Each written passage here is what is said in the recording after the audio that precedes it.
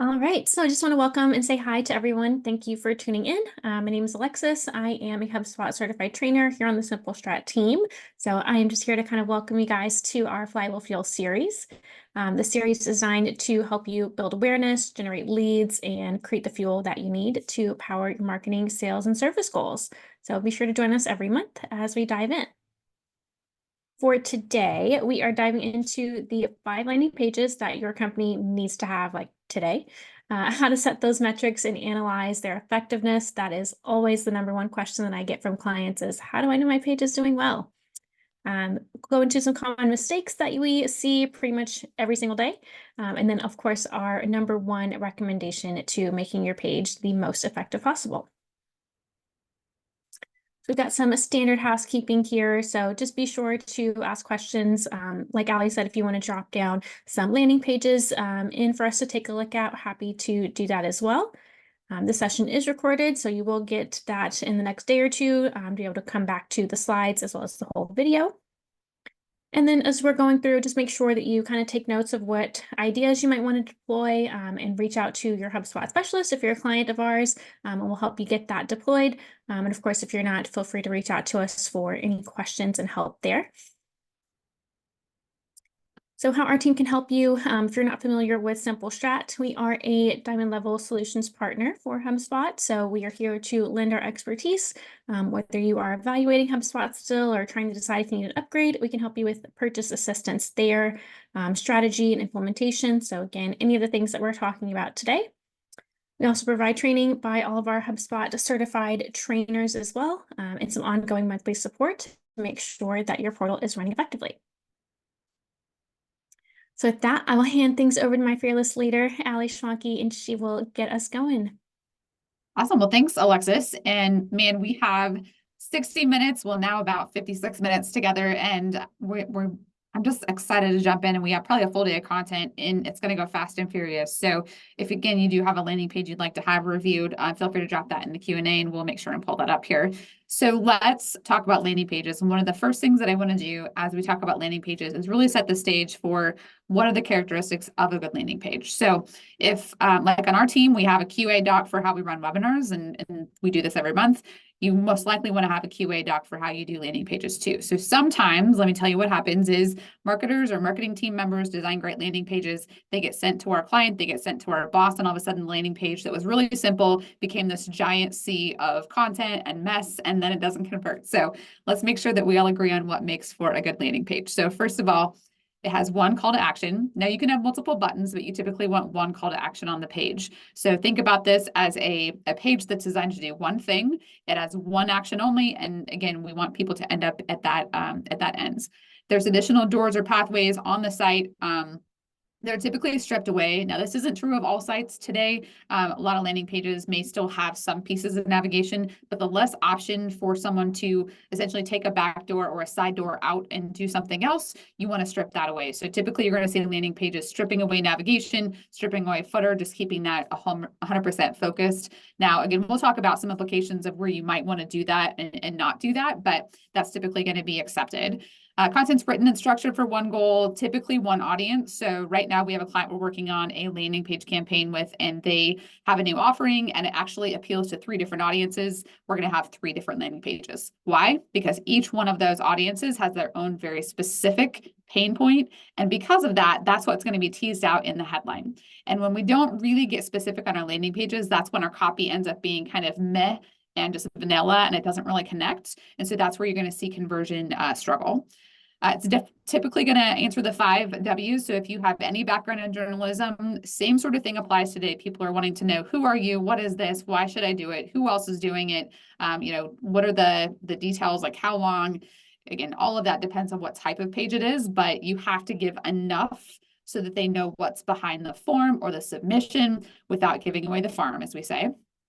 And then it's typically optimized for marketing campaigns, not necessarily SEO. So again, if for those of you they're really great on SEO, you know the purpose of SEO. Sometimes you're going to have pages where the page might just be called newsletter sign up. There's really no way to quote unquote optimize it for search. You're optimizing it so that when someone comes from whatever the place they're coming from, email, it might be they're coming from a referral site, when they get to that page, it's optimized for them to convert in that specific path. So paid ads is a slightly different story. We will talk about the number one thing that makes paid ads convert more effectively toward the end of the webinar. And that's actually true of all different landing pages, but this one specific secret we'll cover at the end is going to dive more into this in detail. So what are marketing professionals and sales teams using landing pages for? Well, we're going to lean on HubSpot for this specific data.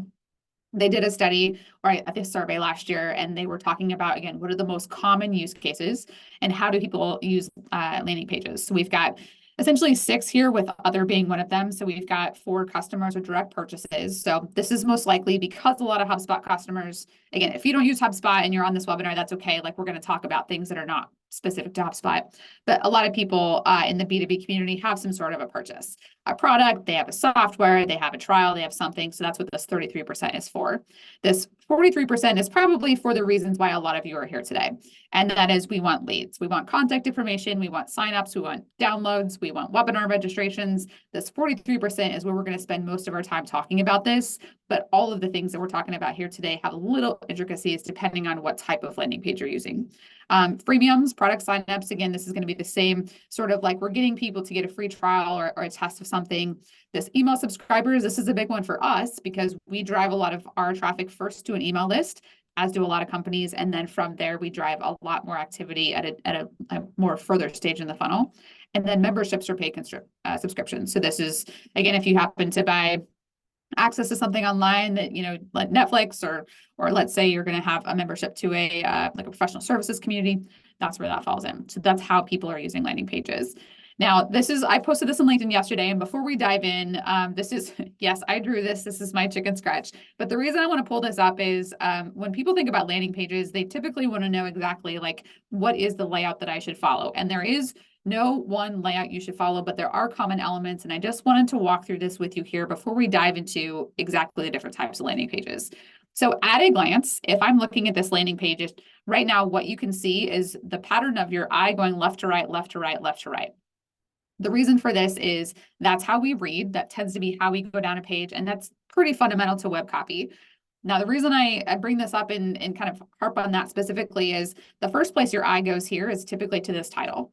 And the eye-catching or matter-of-fact title is very, very important. And this is one of the first places I see a lot of challenges, because the title might be something like, so let's say, for example, instead of this webinar today that was about capturing and converting B2B leads, if we just called this webinar like, let's say, landing page 101. Okay, that might be important, that might be effective, but we probably won't get nearly as many folks that are going to want to come and learn about 101.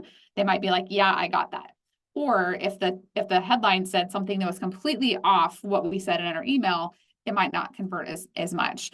The title, again, if you're trying to be everything to everyone, you're going to struggle. But the title is just the first place. Think about it like the key to get people to go to the other things.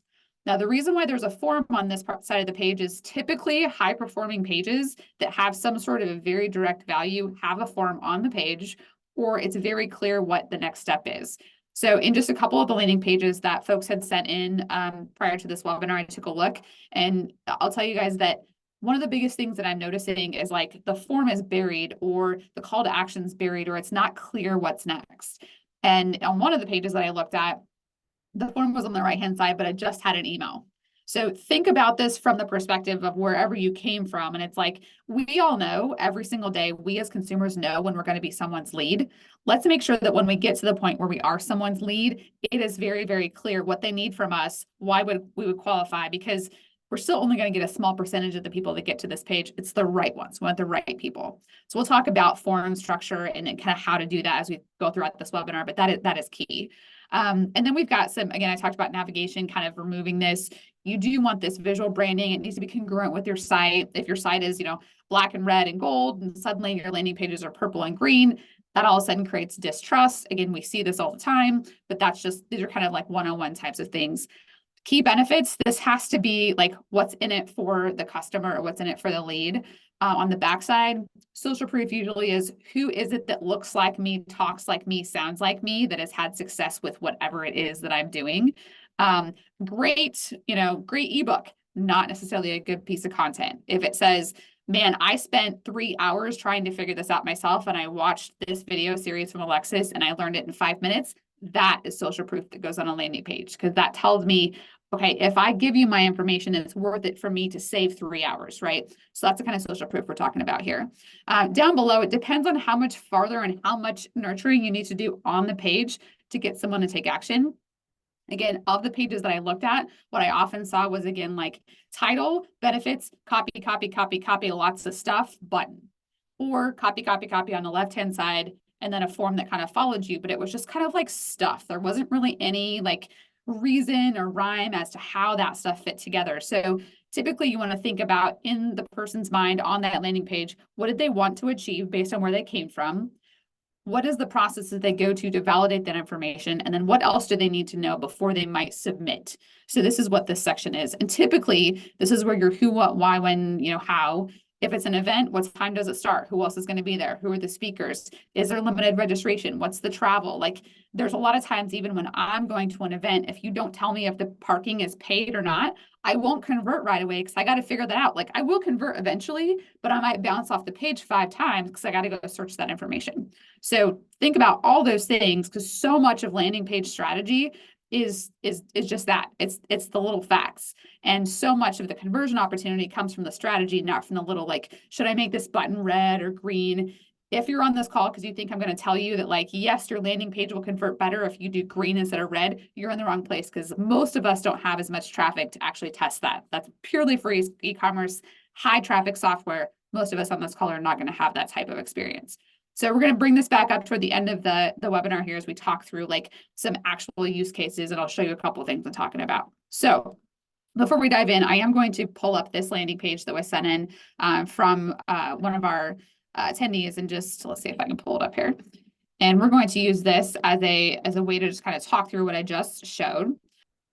Okay, so this is the landing page that was sent in for us to just talk about. In this company, I don't know very much about them, but we're going to go ahead and just kind of discuss it here together. And from what I can tell on the left-hand side, it's a leadership company. This is what, they probably help teams. It looks like elevate the pace, performance, and culture of your company's greatest asset. So the key thing to think about when you get to a landing page is, like, right now, I might not be in the best position to analyze the content on the page because I don't know the path that someone took to get here.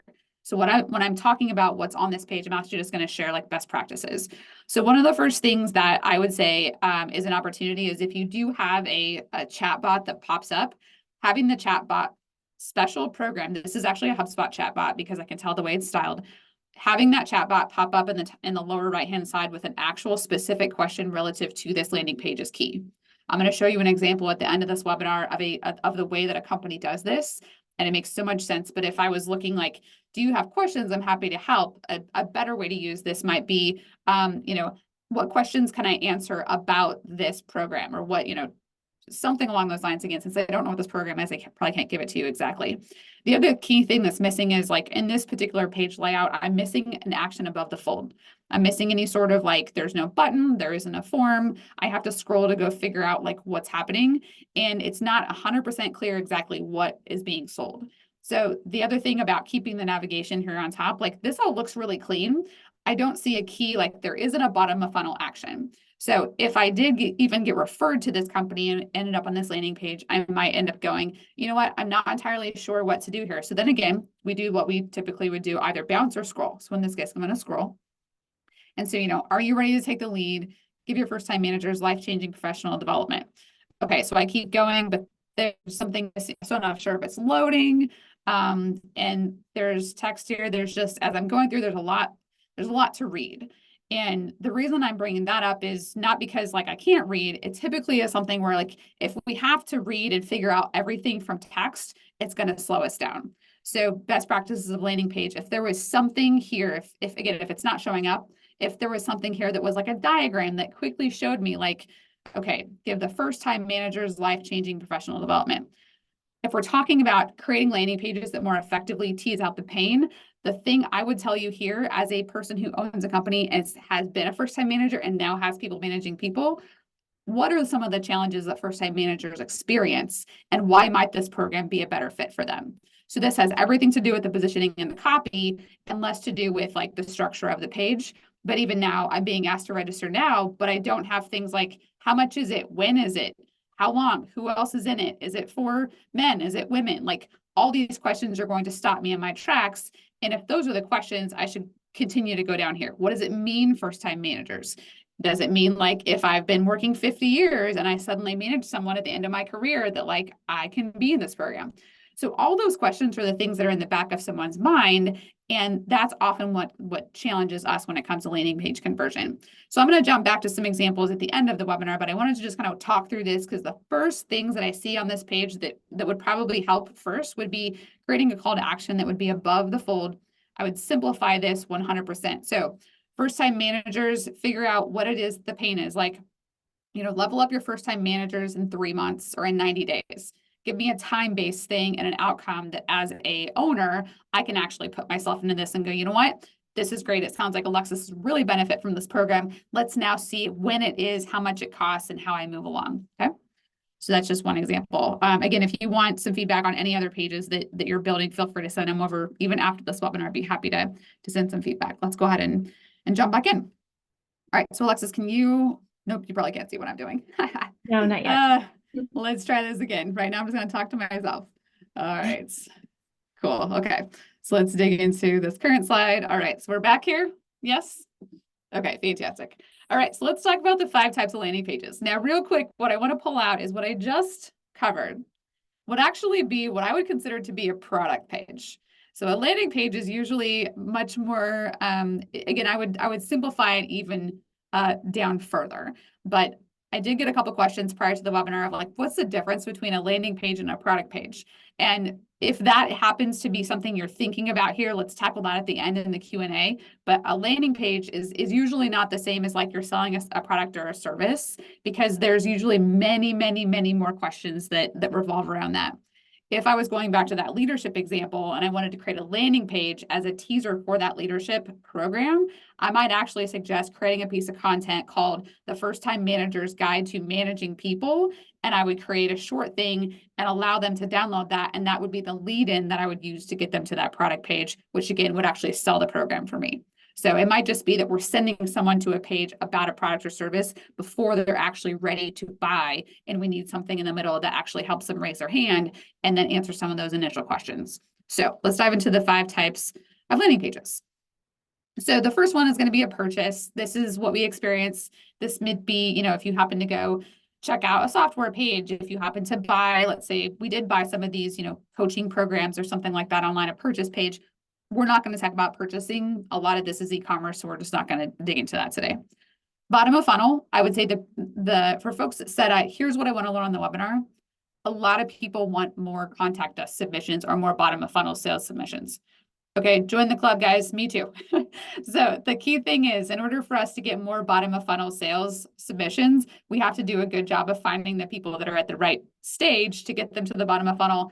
But I will tell you, there are some things we can do to actually drive more here. So we're going to dig into that. Event registration, you're on a webinar. That's an event registration page that you probably went through. We'll talk also about event registration in person, but that's a key one. At top of funnel content, this would be, ebooks, guides, white papers, toolkits, anything you're using at that top of the funnel in terms of like problem aware, but they might not be aware of your company. So you may have found us because you may have found our 10 things you should do before you buy HubSpot content. You may have downloaded it, ended up on our email list, and then here you're at this webinar. So that might have been an example. And then a support or service landing page. And that might be, for some software companies, you can't find these because they don't want you to contact their support. They want you to use their chatbot, which we're not fans of that. But if you have a service like ticket or a submission, typically there's going to be some best practices there. So let's go ahead and dive into the landing page and things to think about. So with purchase landing pages, this is mostly B2B use case is going to be software. In this, think about this, like I call these landing pages credit card waivers that just want to complete their purchase. And so this is something that strategy-wise, if you have a product that people want to buy right now and they're ready and they're referred and they have to go through a whole process, it's just frustrating. We live in a world where we get referred something and then we go into a rabbit hole and we can go from never knowing something to buying it in 24 hours. Like we've seen that happen today. So they need to be able to buy now. There needs to be less friction, high amount of trust. There needs to be like, is my credit card information safe? if you go to a page that redirects and it doesn't look like the previous page, the colors change, the button size changes, all that says, oh my God, someone just stole my information. So all of this is about trust, credibility, and professionalism. Like this is the key. And then what happens next? So just like we do on Amazon, like the minute we get a purchase on Amazon, it's yes, your credit card gets dinged. Here's when it's coming. And then PS, we know everywhere a package is at any given time. So because Amazon set that as the precedence, that has to be the way that we approach this here. So bottom of the funnel. Bottom of the funnel examples are going to be book a free consult. They're going to be things like booking a demo, getting a free audit. A lot of times people will say, let's talk or schedule a call. These are all fine. These are all very appropriate. These are all most likely driven by either like larger high ticket software investments or product investments or services. These are probably the most basic and standard things that I would suggest here. However, nearly every company that I go to, when they say we don't get enough contact us submissions, I go to their contact page and I'm like, okay, let me back up. They don't have a book a call page. They just have a contact page. So first of all, if you are that company, you need to distinguish between like people that might need to contact you and people that want to talk to sales or talk to the consultative sales team. So you might just need a schedule a call page. If you do have a schedule a call page and you're not getting enough submissions there, there's a couple things most likely on the page you need to work on. One, what do I actually get in this consultation? Is it a consultation or are you just pitching stuff at me, right? Nobody wants to schedule a call like that. How long is it? We don't like getting on a call when we think it's 30 minutes and then it's hour, or we think it's 10 minutes and then it's 30. Like, tell me how long it is. Tell me what I get. At this point, when they've booked through your link, it's most likely that they've looked through a lot of your site or they've been referred to you. And so they went straight to the form. So when we're referred, typically we don't do a whole lot of research because we just trust the person that told us to go contact the company or look at the products. But if they've come in through some other way, like let's say this webinar or YouTube or LinkedIn, they probably paged through a little bit of your content and then went to your form. So think about like, what are the other places someone might go first before they want to book a call? And again, that path to make sure that they know they can book a call is clear. And then how soon can they book? So I was talking to friends of mine over at Duct Tape Marketing, and they were saying that they realized when someone was booked out farther than 5 to 7 days, their show up rate typically declined. And so if that's the case, like if you don't have enough availability in your booking, also if you're not using an online calendar booking after they submit their form and it's like, you've submitted your form, now wait for someone to contact you. Again, we're back in a world where it's so, when we want our problems solved, we want them solved now, regardless of how it works. I know sometimes it doesn't work that way, but they just want to know like, how soon can I get on your calendar? Because now that I'm ready to talk to you, I want to talk to you. And those emotions are running high. So how soon can they book? And then I'm still flabbergasted the number of times that I'll submit a contact form and I will never get an email. I will never get a confirmation. The page doesn't even say anything. And so you're like, push, push, push, push. And what happens, we've seen this in clients' portals when we take them over. Someone submitted a form 7 times because they didn't think it went through. And now you've got data issues inside of your HubSpot. Like it just leads to a whole slew of things. So like always confirmation email, always follow up, and then always make sure that they know how soon you're going to follow up with them. All right, so let's dig into event registration. These are the who, what, where, when, why. Event registration, yes, you have to have this, but the thing that will make event registration landing pages, if effective, are going to be scarcity and urgency. So if you think about this, I'm going to give you my secret to webinar registration, and it's called sending an email the day before that says, this is happening tomorrow, everybody. The amount of registrations that we've found that just happen, whether it's our webinar, another company's webinar, those last minute, like, did you know, FOMO, it works because we all sometimes struggle to plan ahead, but we know, oh, you know what? I am free tomorrow at noon, or I did want to go to that. People want to know, is it in person? If it is in person, what's the hotel? What's the location? What's the travel? Even little things like, not sure if you can, are you coming from out of state and want to know what it's like, in, let's say, Austin, Texas, before you actually register here, like check out the weather. This might be a little overboard, but people do have all these questions in their mind before they register. So think about that and create the best experience on that landing page. For virtual, how long is it? What are the key takeaways? Who is it for? So you'll notice that like on our webinar registration pages, we have, these are the key takeaways. This is the most appropriate audience to come to this webinar, and here's what to expect. So again, if we design our content so that we deliver on expectations, we create trust. And that's hopefully what you should do. Don't name something as a title just to get people to register. And then post-registration follow-up is critical. So the biggest thing that we've noticed over the years is people will do events, but then they'll forget, like, they just assume everybody is type A and puts it on their calendar and knows exactly what's happening every day. And even if I am type A, PS, that's probably me. I have kids and a business and like other commitments. And, sometimes we need a reminder. So event reminders, whether that's text message or if that's emails, or it happens to be a fun way to announce up to the event, like, hey, you've registered. We're actually going to give away X things at this event. So we can't wait to see you there. Give them a reason to show up. Otherwise, we live in a culture where it's like, you know what? I can't go. I'm just going to cancel. No big deal. So keep them hooked and engaged. Otherwise, all the work we did to get them to that landing page and convert can actually go away. All right, couple of quick Q&A. I just wanted to stick this in there since we're not doing a whole lot about event landing pages. I did have this come in as a request last night, so I wanted to throw this into the deck here. So we had someone ask us, we've had issues in the past where clients are tentative and they don't end up registering until the last minute. So how do you combat that? Basically, the question is, how do you better design a landing page to help us, group clients that are tentative or budget approval confirmed? A lot of this has to do with the psychology and the strategy around your event promotion. So I think it's probably less about your landing page and more about the strategy of how to get people engaged and retain them. So there's all types of things around here, like maybe you have an exclusive part of the event that they only get access to if they sign up in advance. And if they give up their seat, they can't get it back. Or if there's something on the line like, these clients get a special a book or something like that. So usually having some sort of something on the hook will give them signed up in advance. If there are limited seats, there needs to be constant countdowns and reminders of limited seats. And I know, again, that some people are like, Allie, that sounds a little smarmy. I don't know if I like that. Tell you what, like sometimes we think things sound smarmy, but like as humans, we're kind of programmed to react when things like that happen. Like I know Alexis is a big Taylor Swift fan. So if someone said like, we've got limited edition Taylor Swift, whatever at this event, like she's like, I'm there.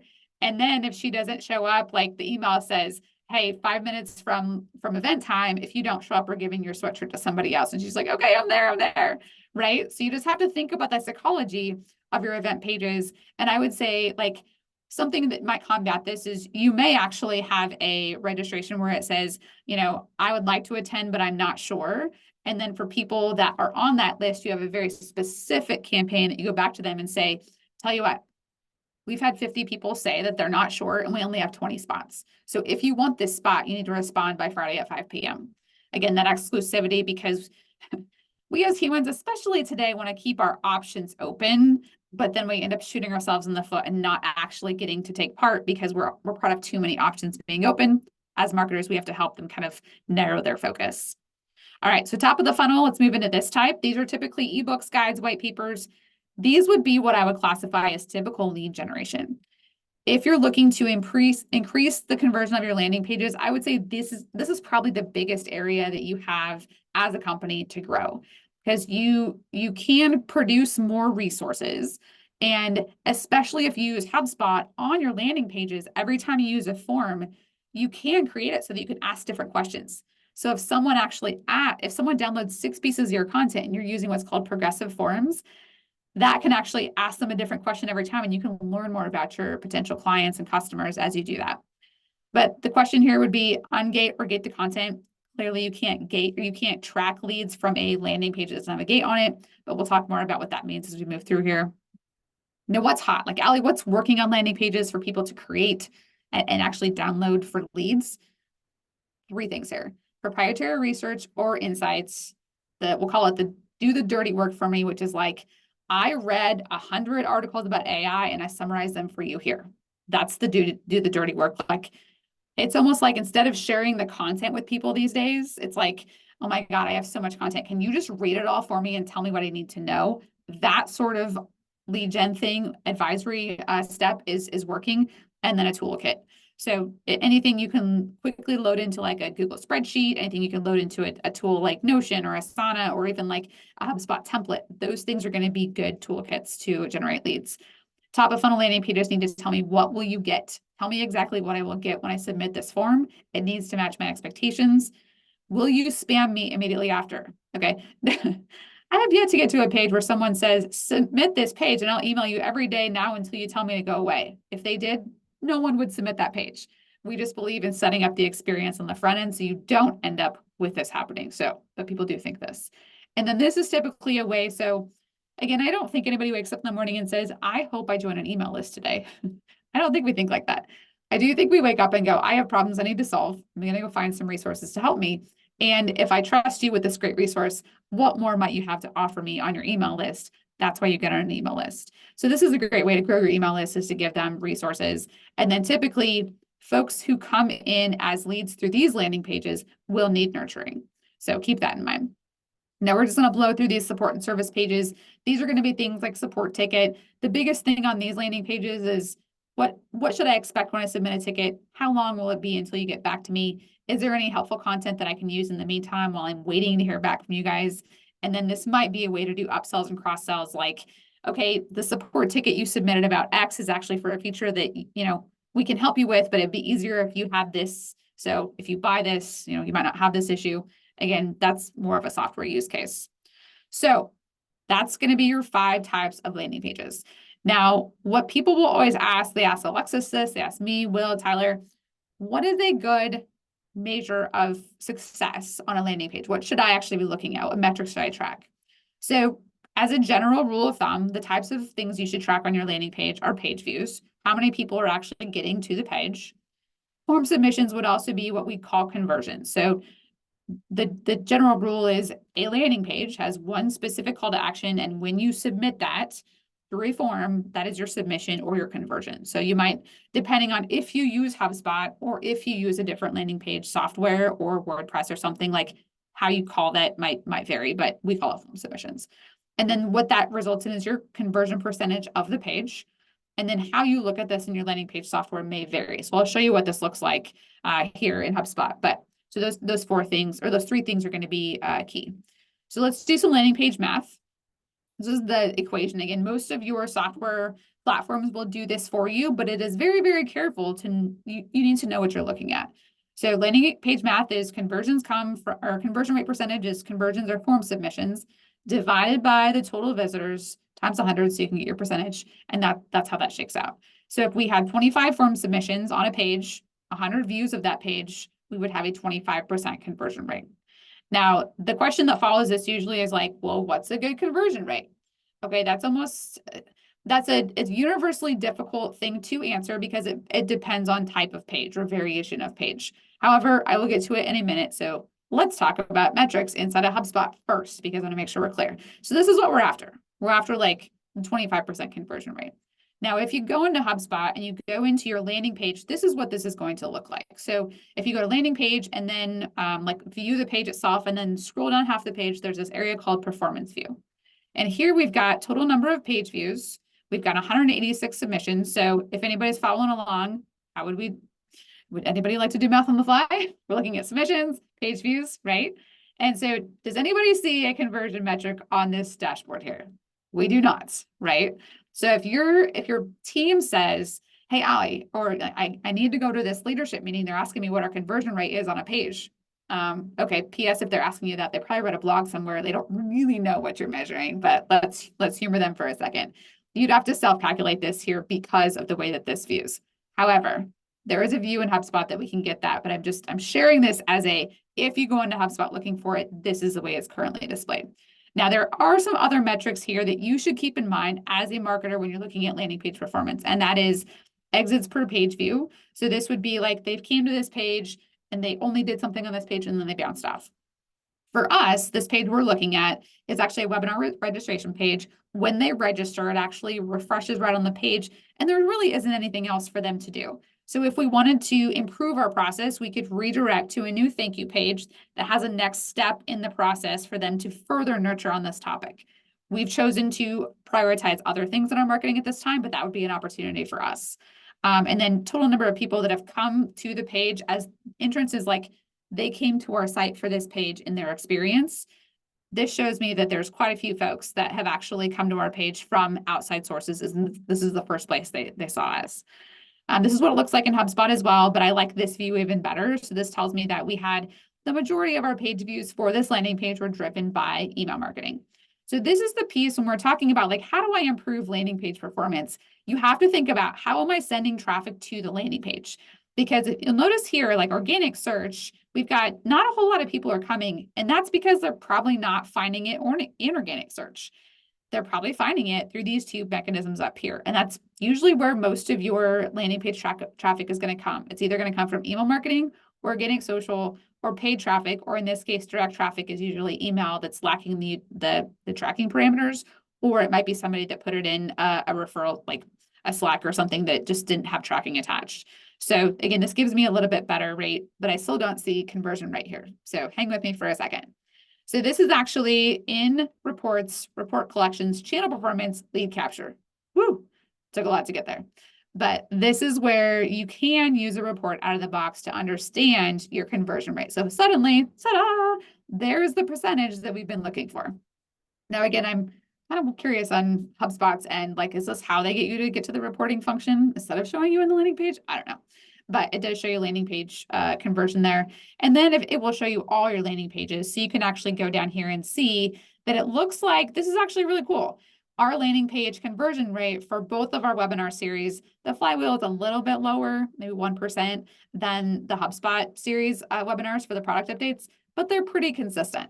If I was a marketer and I was looking at this and all of a sudden we had a lower percentage rate for this one, that would be cost for me to go, okay, why? What's happening? How can I dig into this?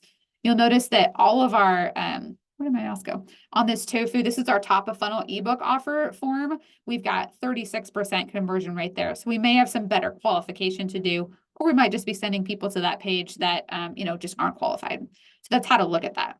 So what is a good conversion rate? Okay, if you do get asked this, this is the way to think about this. So HubSpot has put out some data based on their surveys. There's a lot of other companies that have put out data as well. Unbounce is one of them. But the average across, according to HubSpot, the average of all landing page performance across, all the pages that they looked at was 5.89%.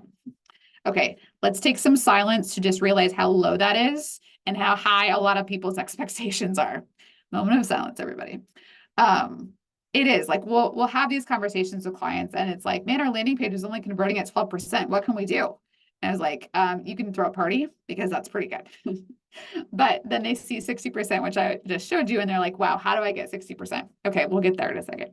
But 10% is going to be your target. And typically, again, a good conversion rate, if you're looking for 60% on webinars, you might say, okay, well, your webinar pages are 60%, but what about our contact us or book a demo page? This is probably more of what your sales team, your board, your leadership might be concerned about is this bottom of funnel. So first of all, every industry is a little bit different. If you are looking for benchmarks, the first thing I would encourage you to do is look to see if there are industry benchmarks for your type of company. Again, I think what you're going to find is it's going to be kind of relative like this. But then in my experience, the biggest challenge is that you're trying to increase a landing page conversion on what you want is like a lead that's ready to buy now. So if you know that your contact us form, or in this case, a book a call form is only booking at, let's say, 4%, yes, you probably have room to grow with that one. If your book a call with us form is booking at 20%, you're probably actually doing really well, and you just need to educate your team that you're doing well.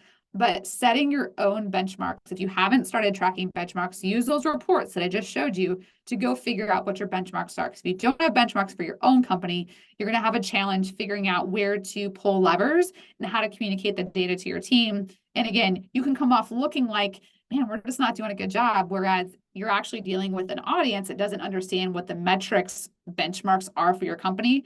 And so if you say, hey guys, actually last month, our performance was 10%, and this month it's 15%. We're actually doing really well because they heard 15 and they're like, wow, that sounds low. Okay.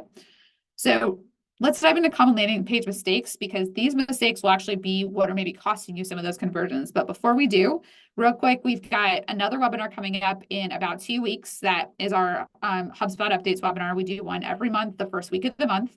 My business partner, Tyler, he does lead these. So many updates from HubSpot in the last even 2 weeks since we last did, I guess, since last week's webinar that are out. So go ahead and join us for that. Every webinar we do is on this webinars page as well. So make sure and register for those. All right. So number one, the landing page mistakes that people make. Number one, focusing on the wrong metrics. So let's go back to this math equation. And this is what I love. So I'm kind of a math nerd. I was the state trigonometry champion in my high school. That's right, folks. This is not trade, but it is really important. Conversions. So if it's like, you know what, Allie, I have 10%. I want to get to 15%. Let's talk about how to make that number move. Actually, what we should be thinking about is the total makeup of where that number came from. So on a sample size, let's say again, for just our clean math, we've got a 10% conversion rate. So we have 10 submissions from 100 visitors. You know what? We really need to push that. Like I read in these blogs that if we can get a 2% increase on our landing pages, Allie, if we can get 2%, we would get a lot more leads. Okay. If we get a 2% conversion increase in our specific situation here, we get 2 more submissions. What if instead we focused on driving more traffic to the page and just kept with that original ratio? Well, if we double the traffic to the page and now it's not always true that it always stays linear, but if we drive more traffic to the page, we might end up actually nearly doubling doubling our number of submissions in a different approach. So the reason I bring this up is not because you're doing the math wrong. It's oftentimes what happens inside of organizations is, hey, Allie, we really want to get a better conversion percentage. So we give that number to our agency or that number to our team, and we say, we need 5% more conversions. And let's actually back up and say, what is actually what we want out of the end and how can we get there? In most cases, I'm going to say the more visitors, the more traffic getting to that page is going to be the answer. So think about that because, again, if you have anything less than 100 visitors anyway, like any blog that talks about the color of your buttons or the placement of this or the copy, like all those things are going to be minuscule if you don't have enough people getting to the page. So, which brings me to the next point, and that is like to do the right math, you have to drive traffic to your pages. So according to HubSpot, again, part of this same study they did, how are you driving traffic to your landing pages? The top 3 were social media promotion, email, and search engine optimization. Now, this one might be landing pages specific to key service offerings. So I'm going to throw this one out because this is a little misleading. Internal blog posts or calls out in your content is going to be one. CTAs and banners across the website, like let's say at the top on your homepage, it's like, brand new guide. That's going to drive them to a landing page. So refer to this graph as a good idea because too many times, like there's a lot of ways to use social media to drive people to their landing pages. But as we're going to talk about, and I think it's mistake number 3, preview, we're going to talk about like if it doesn't look good on mobile, like social media promotion is going to be a terrible way to send folks to your landing page because it's just not ready for you. Okay, number 2, it was actually number 2. So mistake number 2 is the bad user experience. And really when we're talking about user experience, it's the value proposition needs to be above the fold. It needs to look good on mobile, especially if it's paid traffic. So real quick, this is maybe more of a paid traffic tip here, but too many times I'll see companies that are spending on paid traffic on mobile and tablet without even realizing it. You can select what platforms that shows up on, and you can select whether or not your ads show up when they're connected to mobile or wireless or not. So all of that might be a conversation with like folks who are doing your paid ads, or if you need us to look at that. But again, your landing pages have to look good on mobile if they're going to convert at all. Or there's slow load time. So again, if they're clicking over and the page doesn't load fast enough, we may think 2 to 3 seconds sounds fast. But if you set your phone for 2 to 3 seconds and you sit there in silence, it's actually a very long time. Either that or we watch TikToks and we have zero, attention span. The button text or the form has to be readable. And again, when we look at UI UX, sometimes we'll see like sections will overlap or there isn't enough breakup in the text when it does get put on the page that you end up with like run-on paragraphs and bullets that are seven lines long. Like we just can't have that. And then this one catches a lot of people by surprise. If you have pop-ups and slide-ins, and HubSpot has a great like CTA builder, do not have those on your landing pages. Because the landing page, remember, is a core outcome you need from that landing page. You should not be like, hey, sign up for our webinar series, and then bam, newsletter, and this, and pop-up. Like, do not have that happen. Make sure your landing pages are the pages that you have like basically an exclusion in those pop-ups from HubSpot. Number 3, clutter. Alexis and I were talking about this right before we started here. I think the number one thing I see, I think I've said number 1 like 12 times. Okay, so it's very common, but a lot of the issue here, it's just It's just too much. So if you want to look at the opportunity to better convert on a landing page, I almost guarantee you're probably saying too much or trying to say too much. So one call to action, again, I think I've harped on that enough, but visuals do a lot to show off the products. Too many times I've had situations where even I'll get a here's the product information, and then when it shows up on the website and goes back to the team for review, it comes back with twice as many words. Okay, when we're creating content and showcasing products and talking about features and benefits, we actually have to use less words more effectively. And by less words, we also can introduce video and visuals, but there just has to be a better scheme. And as I went back to that drawing that I had, left, right, left, right, left, right, scroll top to bottom. Your content has to be organized in the way that they consume that. Diagrams, charts, mockups where possibles. And then this is where like ebooks and guides, typically a mock-up to show what they might expect. What's behind this curtain? Is it going to match my expectations? We do not like to be surprised, so lessen the element of surprise unless it's a good surprise. And on the backside, all of a sudden they won $5. Like, ooh, I like that. I do not like, I'm going to get an ebook, and on the backside, it's not helpful.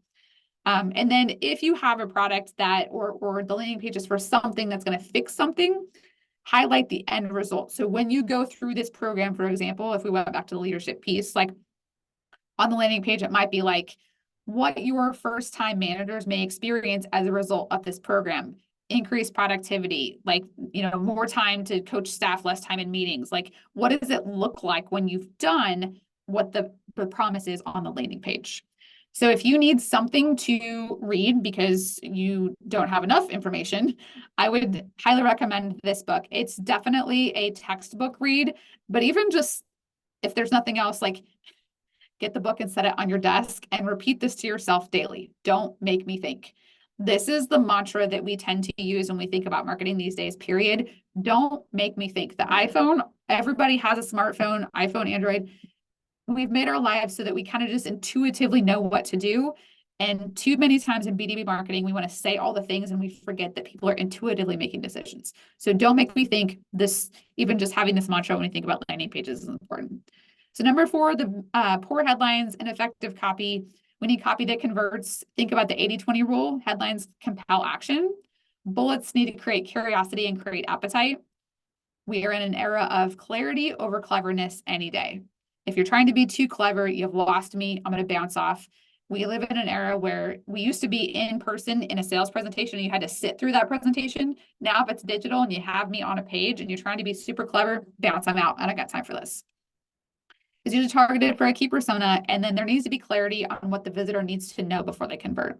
So again, like too many times we're asking people to convert on a bottom of a funnel page, but we don't have enough information for them to actually know what to expect before they go through that page. So a couple of copywriting rewrites. There is a book that, again, I'd recommend. I don't have it on here. It's called How to Write Copy That Sells by Rhett Edwards. But on the left-hand side, these are common things we see. Learn about our workshop, book a call, get our free ebook. On the right-hand side, you can see this specific. There's some element of curiosity here, and there is a very specific ask. So this would be an example of how you might be able to do that. So what do they need to know? This is an example for our path.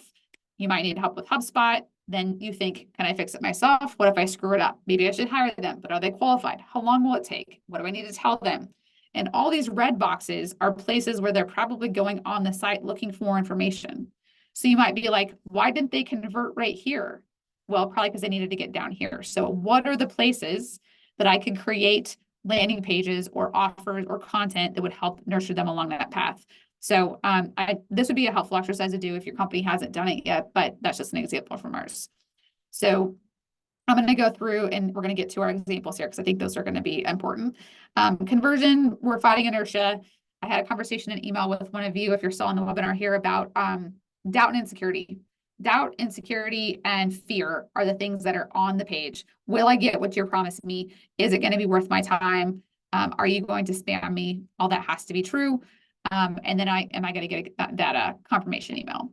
So if you're improving your landing pages, here's the things that HubSpot is telling you, and this deck's going to be available after on our landing page. So if you want to grab this resource, a video is going to be your top opportunity to increase landing page conversion. And the reason for that is the video gives a chance to establish a face and a name.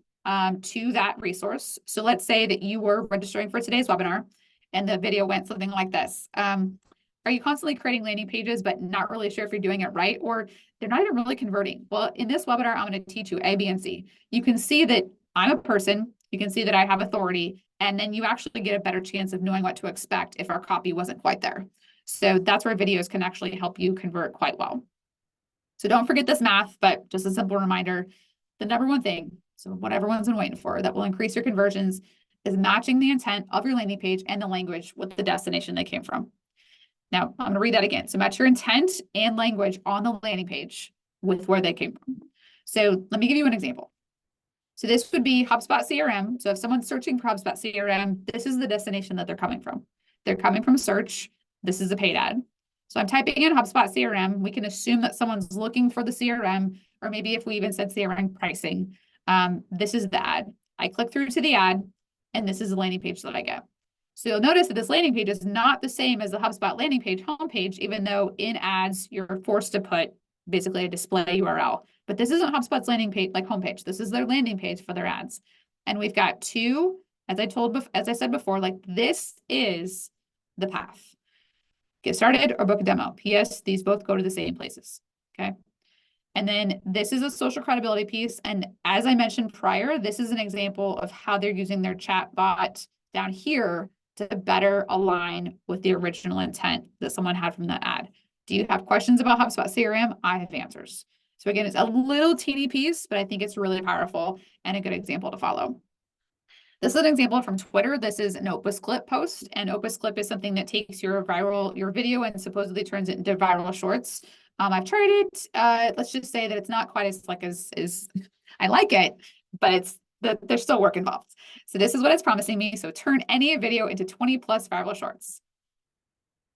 Okay, has anybody noticed the difference in numbers? Wait, what? You said 20 plus. Wait, one long video, 10 viral clips, 10 times faster. Suddenly all the numbers, all the things, CTA, CTA, CTA. If they literally just said, okay, this is my ad, turn any video into 20 viral shorts, the page, in my opinion, should be, here's how to turn a video into 20 viral shorts. Sign up, start today.